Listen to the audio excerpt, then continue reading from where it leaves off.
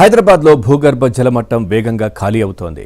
El Niño ప్రభావంతో వర్షాభావ పరిస్థితులు ఏర్పడడం, బోర్ల ద్వారా తోడకం పెరగడంతో జలం అడుగంటుతోంది. ఇక జీహెచ్ఎంసీ ఓఆర్ఆర్ పరిధి వరకు హైదరాబాద్, రంగారెడ్డి, మేడ్చల్, మల్కాజ్గిరి, సంగారెడ్డి జిల్లాల్లోని 46 మండలాల్లో భూగర్భ జల వనరుల శాఖ జలమట్టాలను నమోదు చేస్తోంది.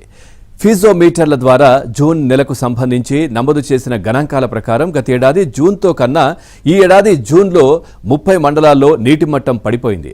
రాష్ట్రంలో 3 వంతుల్లో 1 వంతు జనాభా నివసించే హైదరాబాద్ కింద భూమి ఖాళీ అయితే మున్ముందు జల తిప్పలు తప్పవని నిపుణులు హెచ్చరిస్తున్నారు.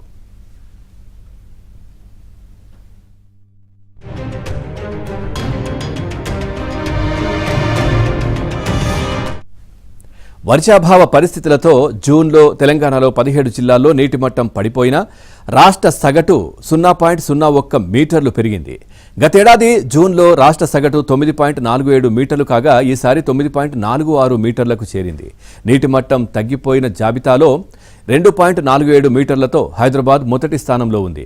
గతేడాది జూన్లో 9.96 మీటర్లు కాగా ఈ జూన్లో 12.43 మీటర్లుగా నమోదైంది. అయితే 16 జిల్లాల్లో పెరుగుదల నమోదైంది. భువనగిరి జిల్లాలో 2.86 మీటర్లు పెరిగింది. నాగర్ కర్నూల్, నల్గొండ, వికారాబాద్, జనగామలలో మీటర్కు పైగా పెరిగింది.